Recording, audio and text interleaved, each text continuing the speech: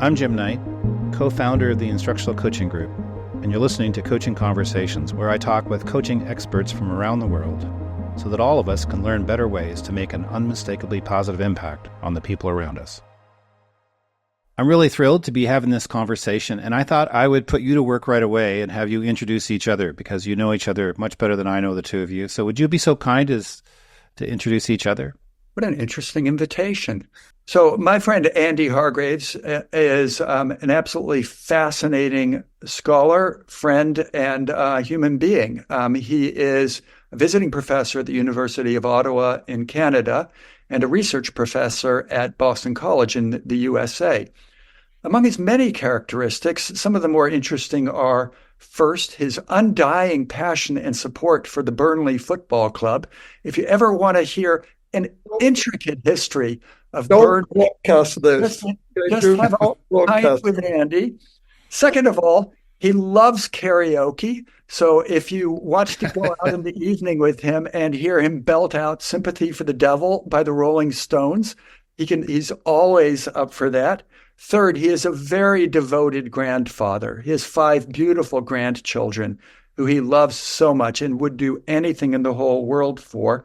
Fourth, he has a connection to popular culture, encyclopedic knowledge that is incredible. You can be having a conversation about Karl Marx's concept of reification, and he will relate it to some disco song from the 70s and then start singing it to you. And then finally, he's a hopeless perfectionist, which you might have guessed from the writing, because we will go over every single preposition, every single bit of punctuation, until the end of time to get it just right. So that's my friend Andy. What I'd like to add to Dennis Shirley is before we even started working together, one thing I learned about Dennis is Dennis is pretty much the first person in education ever to work with community organizing, like down in Texas with predominantly immigrant families who were new to the United States from Central and South America, and so this was where this is a huge identity thing, but this is where Dennis got into the business of working with people, not just talking at people, figuring out where to begin. So if it was about getting a traffic light up or a crosswalk, don't go yet to pedagogy of the oppressed and transformational literacy. but if you can get a crosswalk together, then let's do that first. And we can take joy in that and have success and feel we've won and then move on. So Dennis is like he's passionate in action as well as theory about social justice.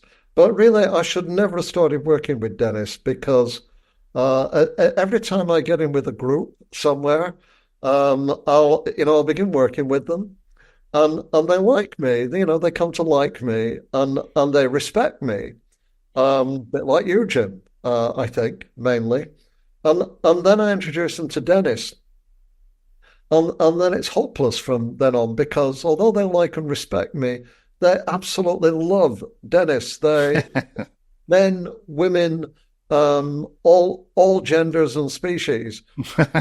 They call him Mr. Kind Eyes, and so from that moment I've lost it. It's completely over to Dennis, and time and again I have a serial failure of deciding this would be a good thing to work with Dennis on. So there must be some kind of emotional death wish that I have about myself. Well, see, that was so much better than anything I would have said. So thank you both for that. I wanted to kick off with a question. And as I was reading the book, here's what I was thinking is that given the polarization of the world today, it took a lot of courage to write this book. And I'm wondering why you wrote it. Why did you say, I still have something to say in spite of the fact that people will have their opinions and strong opinions? So where did the courage come from? Why did you write the book? The book began from a standpoint of inclusion. Mm-hmm. So Dennis and I have been working for a number of years with 10 school districts in Ontario in Canada during a period when the provincial government, which is like a state government in the US, was very focused on trying to achieve equity through inclusion and well-being. This argument was if you can't see yourself in the school or feel like you belong there, it's incredibly hard to succeed. Before that, it had all been about data and literacy, math, achievement gaps, interventions. So as we worked with these districts, they were really focusing on how could they do that? And it led, they pursued this in sequence in different ways. First of all, they focused a lot on learning and engagement, particularly for kids with special educational needs. So we wrote a book on engagement, connected with this project and another one. Then they started to focus a lot on well-being and how they could improve their kids' well-being. So then we wrote a book on well-being. And then they moved on to identity. And one of the conversations Dennis and I always remember in one of the schools, French language schools, it's a minoritized culture within Canada. They said, for us, identity is as important as achievement. And so we thought, well, we'd never heard that before. And we thought, this is interesting for them, and perhaps this is important for everybody. So we began, first of all, with our technical report and then the work with the schools, really from a very positive, inclusive moment, thinking about how identity was important for all of us, and particularly for those who struggled or who were marginalized in schools. Then along came COVID, vaccinations, and masks, and all the polarizations that occurred around that. And then that moved on to explosions around other aspects of identity related to race and gender and language and books and songs and all the things you can possibly think of. And so this book that we started writing from a standpoint of inclusion now faced a culture of outraged indignation. And so this is why it took us a while to write it. We were trying to figure out how can we take everything we've learned here, working collaboratively with these schools, trying to do great things so kids feel more like they belong, to get people to the other side of these disputes that are dividing people rather than bringing them together. I'd like to add in a few thoughts. Thanks for that, Andy. I think that's wonderfully historical and concise. Many years ago, Jim, I was in a meeting at Boston College, and professors were presenting their research to folks who work in schools. And at the end of one of the meetings, Pat DiNatale, who was what was called a cluster leader in the Boston public schools, said to myself and other Boston College colleagues, you guys have amazing research questions. You have brilliant methodologies. Your findings are interesting. And then she left this pause and she said, but your questions are not our questions. And that for me was like a huge wake-up call.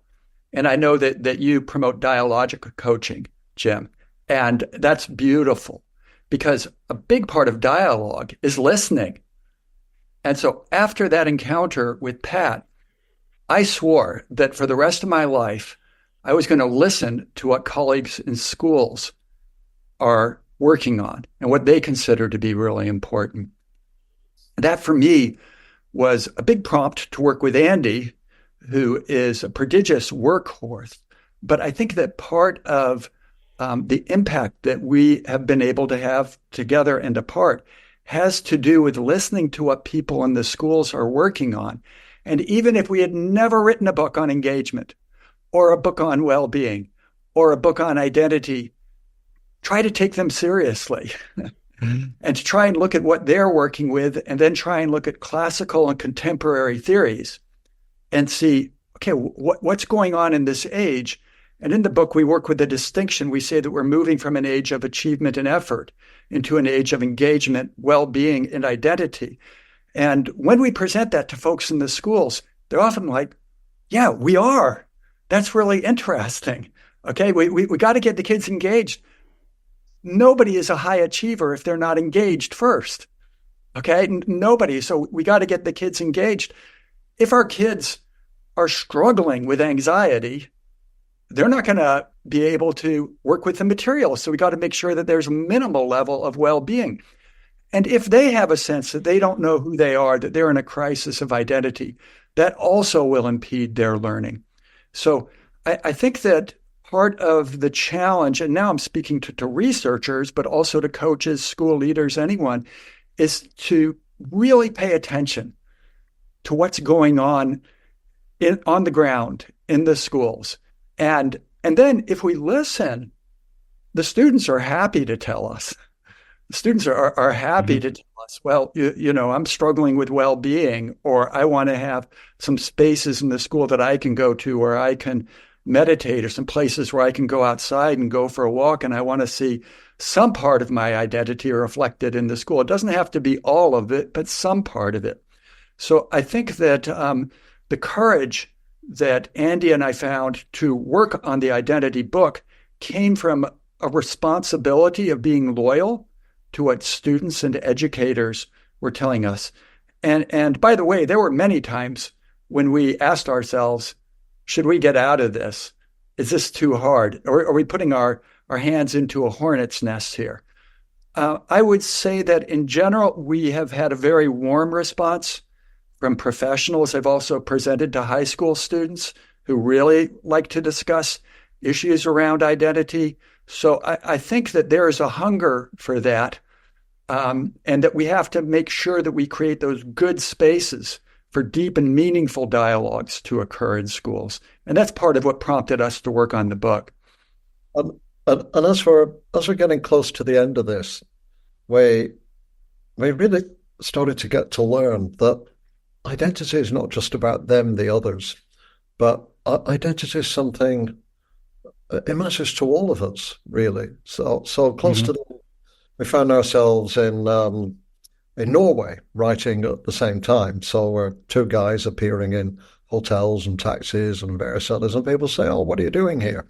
And we'd say, well, we're writing a book about identity. And nobody regarded that as an uninteresting thing to do, no matter what our occupation. So we had a Syrian taxi driver who then told us that 2 days before he'd become a Norwegian citizen. And said, well, how do you feel about that? And I said, well, so what I'm trying to get a hold of is, how can my identity be the best of Norway? And I said, what's that? And he said, well, opportunity, and people treat you with respect and dignity and so on. And so I said, well, what's the best thing about being Syrian? And he said, the thing is in Norway, when people get old, they just put them in warehouses and they forget about them, apart from visiting them 1 day a week. And he said, but in my culture, we feel our parents have worked for us and supported us all their lives. And so when they become old, they live with us. They're part, it means sacrifices, but they're part of our family. And for me, being Norwegian and Syrian is about bringing those two sets of values together. Then we had a non-binary member of the wait staff, and we asked them. So they said, oh, that's really interesting, identity. I said, what does that mean for you? And they said, well, the thing is I've come with my partner from Greece, and in Greece we feel very unsafe. But in Norway, this is the first country in the world to pass legislation on gender self-identification, and we feel totally safe and included. And then my hairdresser had fled from Brexit. She's punk, she had tattoos and all over the place, and fled from Brexit in the UK with fear of outsiders and so on and so forth. And then again, she felt she was in a different kind of place to deal with those sorts of issues. So identity seems to matter to everybody now. It's not even just an educational issue. It's a personal and a social and an existential issue.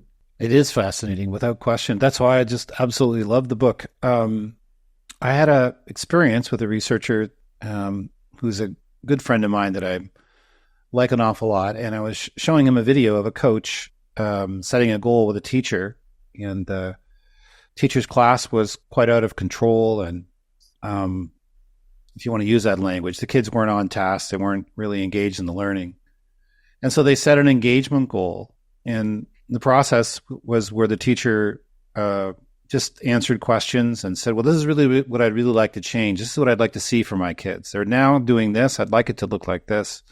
So they set the engagement goal, and I shared the video. And he said, that's great, but I wish she'd set an achievement goal. So I think that might be what you're talking about. There's much more than simply achievement. And you look at the research on why kids drop out. It's because they don't have a sense of belonging. They don't feel safe. They don't feel they have a connection with what they're doing. They don't have hope. All those things that we would call emotional engagement are just ignored. And so to me, engagement is an a priori part of equity. We're not being equitable to kids if we don't make sure they feel like they belong.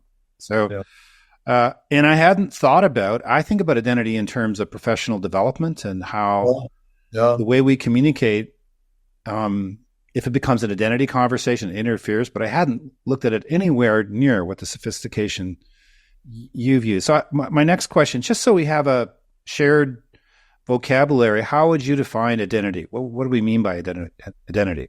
So what is an identity? If we kind of go back into identity studies, and beginning the field is really dominated by psychologists who are thinking about a theory of the self. So it's a very personal concept. But pretty quickly you get folks like Erik Erikson, who is mentored by Margaret Mead, who's saying, well, wait, it's also developmental, and it's developmental across the lifespan. And then we get sociologists like Karl Mannheim, who is saying, yep, and it's also generational. So he said that there are these crystallizing incidents in a generation. So, for boomers, it could be Vietnam, student protests, feminism. For Generation Z, it could be COVID-19, climate change, Black Lives Matter. Okay, but every generation has its own specific identity. And then you can also look at identity through a lens of societal or political interpretation. So there's theories of intersectionality that look at how race and class and gender all interact with each other. I think we like to think that the personal and the developmental and the generational and the societal all can be mobilized to support educational work on identity, to help our young people to develop some confidence in their identities. And notice I say confidence in identities, not narcissism about their identities, but that they feel they can be whole people who are entering into a whole school. So our sense of identity is very dynamic, and it's very social. And by way of background, Andy and I both have degrees in sociology at different points of our academic career. So we're not interested really in theories of identity that you would find, for example, in Self magazine, okay, which is very focused on the individual. We're interested in relationships and dialogue and a dynamic theory of the self developing in interactions with others over time. Mm-hmm. One of the most formative books, picking up on what Dennis said about sociological training, that I ever read was probably top 10 books of all time for me, was as an undergraduate, was by a Canadian who moved to America called Irving Goffman in the late 1950s, early 1960s, and became 73rd president of the American Sociological Association. He was a strange guy. He was a gambler. He was a card counter. He got thrown out of casinos. Then he tried to study gambling undercover, which will be very difficult to do now. So he played around a lot with his own identity. And the book of his, one of several books of his that I read as an undergraduate, had a huge influence on me. And it's called Stigma, The Management of Spoiled Identity. Mm-hmm. And in this book, Goffman took all kinds of identities that people had, which he said were part of many things that they were, but other people kind of picked them up and picked on them for this one master characteristic that they attributed to them. It might be their race, it might be their disability, the fact that they're homeless, or an ex-prisoner, for example, and they stigmatize them for it in all kinds of ways that they beat them in language and in other respects too. And then his book talked a lot about how people manage that. So, for example, I'm a bit hard of hearing now.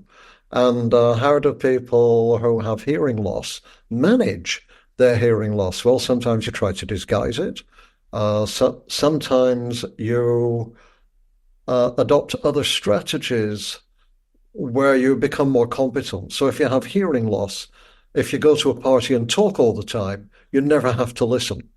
And that's how a lot of people who have hearing loss look like they become the most boring person in the room. And his argument was many of these strategies become self-defeating, trying to pass as white or pass as straight if you're gay, or as he called it at the time, homosexual.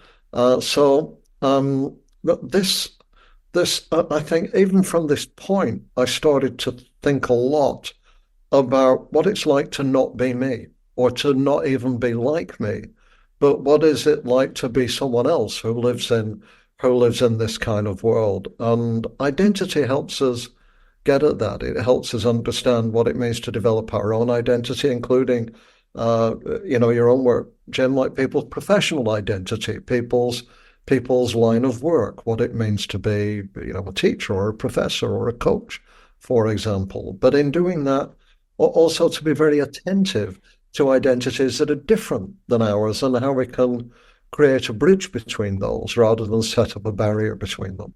I'm sure this is too simplistic, but is a too simplistic way of describing identity as the answer to the question, who am I? I think that's a really good starting place. Like one of the most common third grade, fourth grade assignments in the world is who am I? And then off you go. The kids will talk about that. Andy and I, in workshops that we do, we've done things like asking people in the very first 5 minutes, give 3 indicators of your identity, write them on a piece of paper or, make a mental note of them, and then discuss it with colleagues at the table. And the room always explodes in discussion as people try and figure out, what identity do I have actually right now? And what I think our book tries to invite educators to do is to get beyond thinking, I just have a settled identity, but your identity is always changing. I think one of the most courageous things I ever saw was a principal in Darwin, Australia, who stood up in front of 100 colleagues and said, I don't know who I am right now. This guy was around 60 years old. He said, I always could have told you who I was, what my identity was.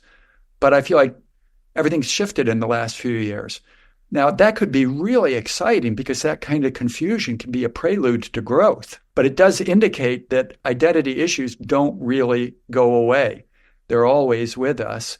And if we can pay attention to them, they can be a source of flourishing, of self-discovery, of engaging with others.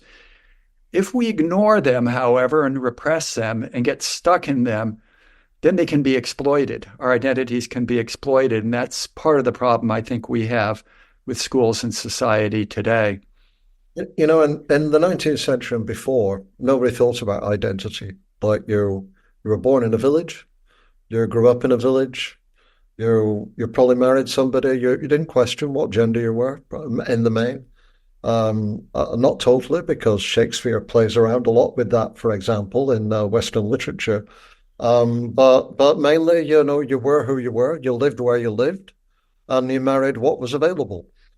And you did the job that was available in the village. So you never really thought, I want to be this, or I'd like to be that, but in the modern world, we have more of a reflective relationship now to who we are and might be, and more of a reflective relationship to how other people are and might be. And in the last 20 years, with the subject for that reflection, because of huge movements of people around the world, and the fact that some schools have 40, 50 different ethnocultural groups and languages, for example. The fact that we can medically and surgically make changes to who we are. We can change our teeth, our nose, our ears, our lips, our cheeks. We can do things about age. We can do things in relation to gender that were once never really able to do. And because of social media, where we can look at everybody else, but we can also look at ourselves in different ways. We can narrow, we can thin, we can elongate, we can tan. I realize I look very tanned on this presentation, which nobody can see now. It's not deliberate, it's that there's a reflection of the sunset coming onto the screen, but it makes us more aware almost in every moment of who we are, of how we look, of how we connect. So identity is kind of a reflective relationship to a self that we once completely took for granted. I'm thinking, and this is what I was thinking as I was reading, is that this is why stigma is such an interesting point of departure. But I think that it's so related to power, in the sense that if I minimize your stigma, if I minimize your identity, it gives me more power. I put you one down.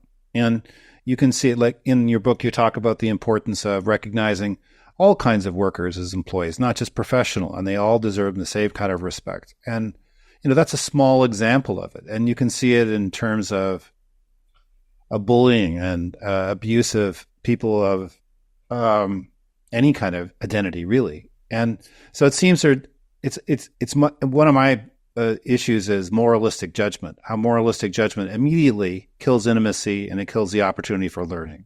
If I say you're a bad person, then the whole conversation becomes about the fact you're a bad person. But it seems that I'm thinking the impetus for diminishing another person's identity comes from the very same place that moralistic judgment comes from the need to be, I'll be one up and you'll be one down. Does that seem accurate to you in terms of your work on this? Because you know much more about this than me. If I could start off with a very small intervention, and then Dennis, perhaps you can pick this up, which is, in the past, a few years ago, I've written a few things about emotions. Mm-hmm. So some of my most cited papers are on emotions. And one of them is about disgust. And disgust is about a reaction to difference that is one of repulsion. Mm. And one of the prime examples of disgust is racism, is being repelled, being pulled away by something or someone that is different from you. Curiosity is about being drawn towards difference. Mm-hmm. Curiosity and imagination, in a way. And so one of the great tasks of educators, of us all, I think, is to create environments where we have more authentic curiosity about each other, and the fullness of each other, not what we immediately see, but the fullness of each other, rather than being instantly repelled by that. And, Zoom life during COVID, I think, fed repulsion and inhibited curiosity. I want to build on that. Thank you for that, Andy. So we have these very powerful emotions, and one of the things that gets in the way of successful professional development is when coaches or school leaders or anybody kind of doing assessment comes in and immediately starts with negative judgments, including negative moral judgments. It's a surefire way to have no impact, and perhaps even a negative impact to the intervention. And so one of the books that came out when we were finishing our book is by Dobbin and Califf on what works with diversity and what doesn't. And in that book, those two professors, one at Harvard, one at the University of Tel Aviv, kind of do a comprehensive literature review and study of anti-bias interventions going back decades. And they find that many of the interventions not only weren't successful, but they backfired. So in terms of measurable outcomes like promotions or hirings of women and people of color, after the interventions, the numbers go down. They have the wrong impact that you would hope for. Why is that? There are so many things that educators want their students to know. They want to understand the solar system. They want their students to understand how plants create their own food. They want them to understand how to conjugate irregular verbs in foreign languages. They want them to understand when to use a semicolon and when to use a colon and when to use a hyphen. There's so much stuff. And so what we have to help educators to do is to build on strengths. And this is something that coaches, I think, know intuitively. And if we're going to kind of bring in some moral judgments, we really got to be careful about how we do that. One of the classics in the field of educational change that I go back to again and again is by Charles Payne. It's a book that's called So Much Reform, So Little Change. And Payne tries to understand why is it that after decades of efforts at reform, so little actually changes in the culture of our schools. And I'll just highlight 2 points from that. One is he refers to insider virtue, outsider vice. Schools develop a culture of, we're the only people that understand what's going on here. Nobody else has anything to contribute. It's us against the world, and off you go. And if that pattern doesn't get interrupted, we're really in an environment that's hostile to learning. So that's one of Payne's principles. The second one is the theory of negative interpretation. So he has this great parable, the parable of the nasty pot of gold. A philanthropist comes into a school and says, I've got a huge pot of gold to give you. And the educators say, well, that sounds really nice, but let's see, there's probably some strings attached. Oh, you're going to want us to do this, or you're going to want us to do that. Da, da, da, da, da, da, da. I don't want your nasty pot of gold. Now, I understand where that comes from because I've had big multi-million-dollar federal grants, and I understand every pot of gold has a lot more strings attached than you might want to imagine. The challenge then for coaches, I think, is how do we develop relational cultures where the people that we're working with feel safe, feel secure, can be vulnerable, can try things out. Rarely, if you're trying something really innovative, does it work on the first time. It's not going to work on the first time or the second or the third. It's going to take repeated efforts. So how can we help people through those stages of growth so that they feel like I'm thriving now as a professional? This is what I've always wanted to be able to do. And identity is a part of that. Talk to secondary school teachers. They'll tell you, I'm a math teacher. I'm a chemistry teacher. I'm a Spanish teacher. That's an identity statement. And so helping people to feel secure in those statements, and then hopefully their students will be saying one day, I'm a Spanish speaker. I'm a mathematician. I'm a historian. Those are very strong identity statements, and schools can aim towards promoting those kinds of positive identities with everything that we do, with everything in our power. Well, I just have to say this really briefly, that you're really describing how we go about coaching. So I have to just put this little bit in there, is that the way it works is we take a kind of solution-focused approach where we say, what would you like to see? The teacher sets a goal. Mm-hmm. And then if they know what they want to do, then we run with what they want to do. But we set a really clear student goal, a change in engagement or achievement or something related to well-being or achievement. And clear, but it also can be adapted. And then we help the teacher get ready to implement. And then when they implement, we find almost always it doesn't work. And so we have to make adaptations. What Ron Heifetz would talk about adaptive leadership. You've got to make modifications. You can't just take a thing off the shelf and have it work. You can't even do it with one kid, let alone a whole classroom full of kids. So our process is structured but adaptive in the way we do it. So it's really consistent with what you say. And we feel, unless the teacher deeply wants to hit, unless it's an emotionally compelling goal, what Jim Collins would say, a goal that hits you in the gut. Unless you have a goal like that, you're probably not going to hit it. So we start with the change in students. And then when we sit down to discuss things, the coach has expertise, but they don't act like an expert. They act like a partner.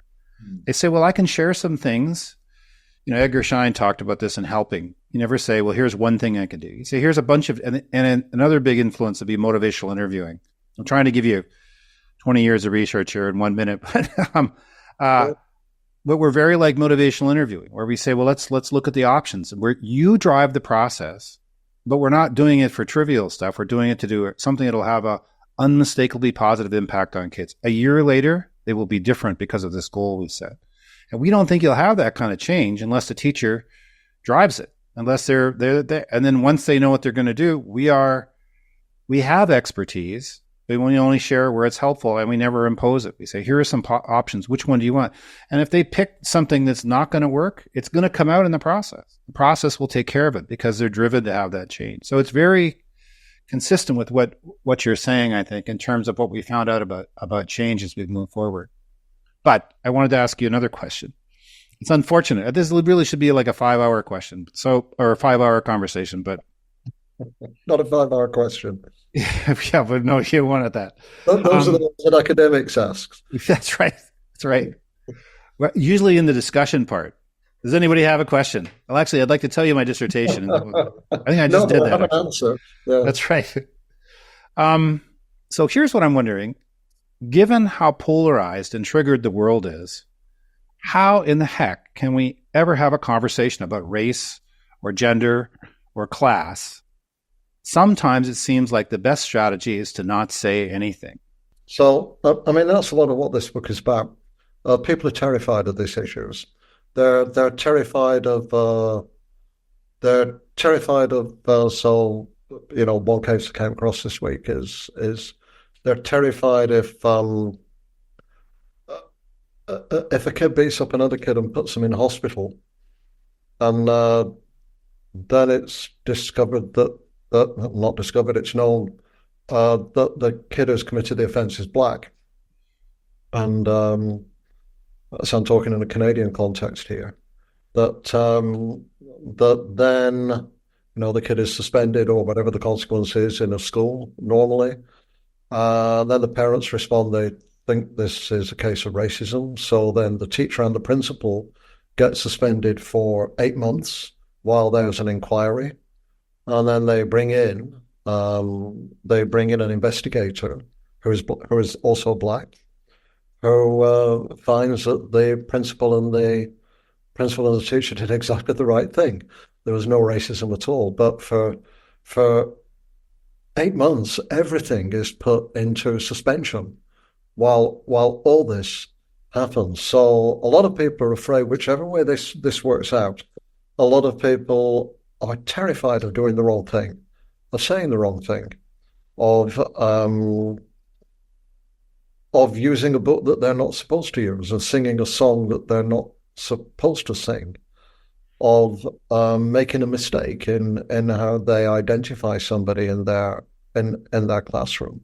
So they stay away from it altogether. And we have a metaphor in the book about the buffalo. Its origins are indigenous. And it is, you know, when there's a huge storm, what do most of the animals do? They run. They run from the storm. It makes perfect sense. And they keep running, but eventually the storm catches up with them. And then they're not just running away from the storm anymore. They're running in the storm. And it's exhausting. And the difference is in the buffalo turns around and faces the storm, puts their head down, faces the storm. And soon the storm comes past. And then they find themselves out the other side. So in a way, it sounds easy to say that to other people. How do you be courageous in a time of great dispute between different groups within your school? How can you do that? And so we set out a set of principles in the book. There's about 12 of them. There are lots of principles like these in the world. They're not, you know, we're not trying to sell a set of 12 principles. But the point is have a group of principles. Like, if you're having a difficult meeting, have some norms for how your meeting will go or how your discussion will go. So these are a set of norms, like bravery, like solidarity, so support each other, like humility, don't get on your high horse, irony, don't take yourself too seriously all the time, civility, dignity, treat other people with respect, empathy, listen to the other side. So these difficult conflicts are raging on all sides now around gender identity, or around race and nationalism, around religious freedom, and the treatment of women or gender minorities, for example. And these are very difficult to deal with, but we can't run away from them. We have to face them. We have to face them together and not be isolated. And we have to face them with people with a set of guiding principles. Thanks for that, Andy. So you're really asking a really burning question there, Jim. Just today, the Rand Corporation came out with a report. It's entitled "Policies Restricting Teaching About Race and Gender Spill Over into Other States and Localities." So while only about 36% of U.S. educators, which is more than a third, are teaching in one of these states that have passed this legislation restricting the teaching of race and gender, the finding of the report is that even in states and localities without restrictions, educators are saying we're cutting back teaching about that. And I remember reading a number of years ago research in the U.S. indicating about 40% of U.S. biology teachers did not teach the concept of evolution because they were afraid of pushback from parents. Now, we know educators, one angry parent can make your life really miserable for a whole year. And so it doesn't take that much to kind of get educators discouraged. And there's so many things to talk about or to teach about that, instead of teaching about race and gender, you'll teach about, the Hart-Taftly Act, or you'll teach about, I don't know, the first person on the moon. You'll teach about other things. But the crisis in the society is that public schools are needed, especially public schools, are needed to create a public. If you think of the public as a kind of a verb, it's something that's active, that has to be sustained. It has to be nourished. It can't just be kind of what's left over after the markets and technology have done their bit.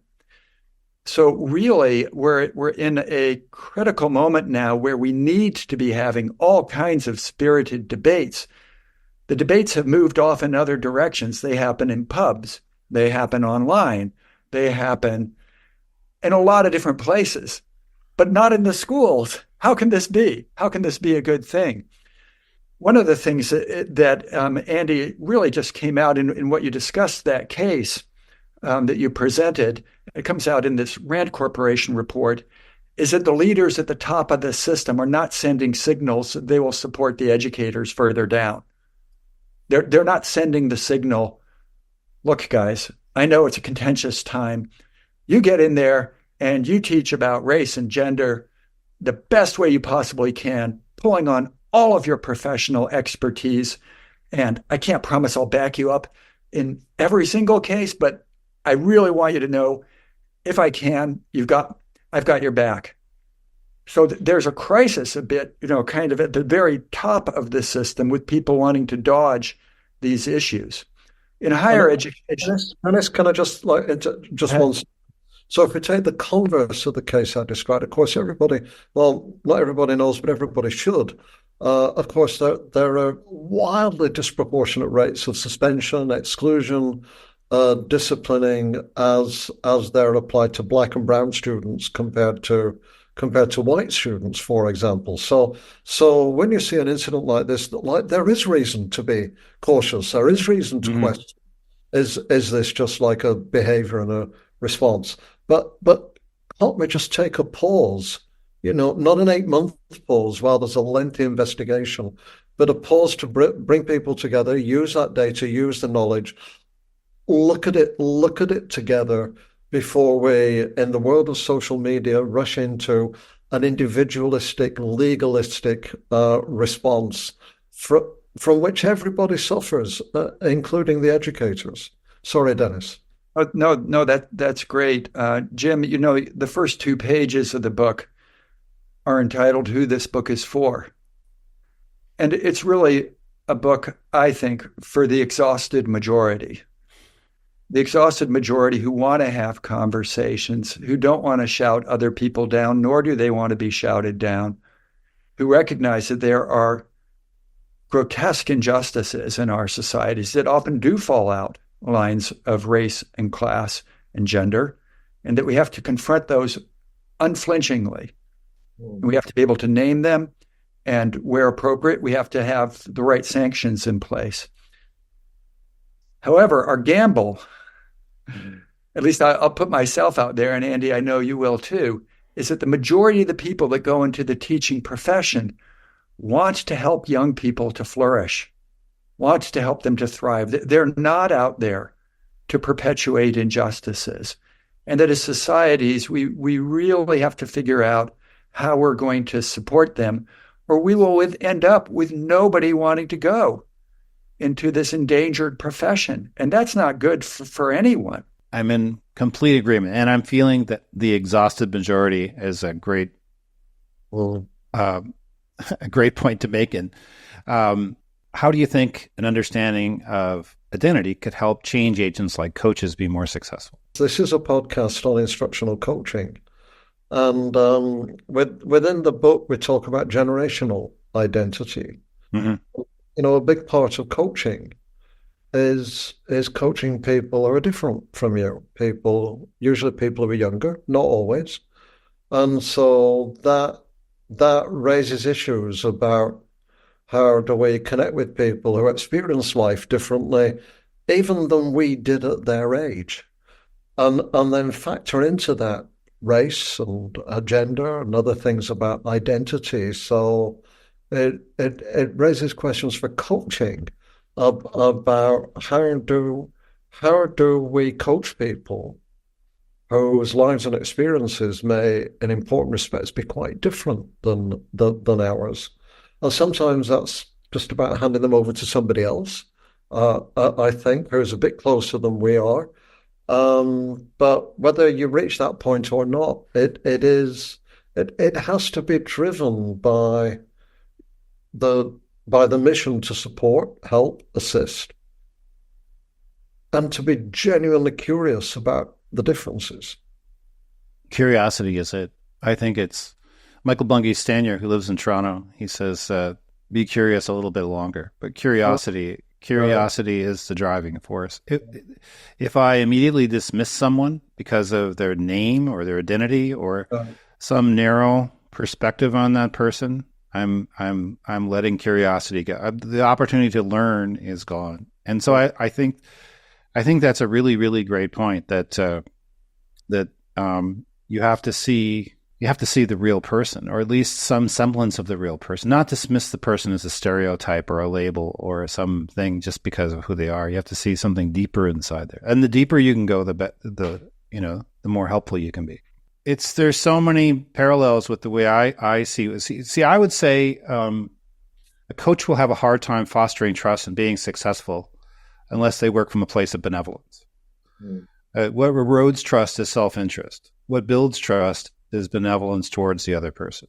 And ironically, by being benevolent, your identity flourishes too. I think self-interest is actually self-destructive. Look at Trump. He's the quintessential example of self-interest gone wrong. He's probably lonely, never happy, throwing a spaghetti at the wall, never satisfied with what he's dealing with because everything is self-interest. Is I think it was Paul Ryan or somebody said, he has never read the Bible because he's not in it. Probably because he can't read. Well, there's that too. But the flip side is benevolence, though, ironically, it's a more selfless approach from my perspective, a more selfless approach, a place of, first off, I want to help you help your kids. I want to do what's best for you. I want to do it. That opens up trust, but it leads to a much more fulfilling life. So that's a big part of this. And to give hope to the exhausted majority seems like a good place for us to stop, because I think that's what your book does. It's beautifully written, and to me, the test of a good book is it force you to ask other questions. Does it have depth to it? And can I actually read the darn thing? And yours meets all three of those criteria. Great. And it's a book for the times. There's so many other things I wanted to talk about. I want to talk about collective identity, because I feel collective identity is a concept that helps us bridge. If I see my act as violence to the whole collective identity, not just that one person, it might help me see others differently, and then many, many other things. But unfortunately, I think we have run out of time, and I want to stop with hope. I think that's a great place to end, but I'm very grateful. I hope this is the first of many conversations. I'm so grateful to both of you. Thank you so much, Jim. Wonderful. Right, Jim. Thank you for the opportunity. I really appreciate it.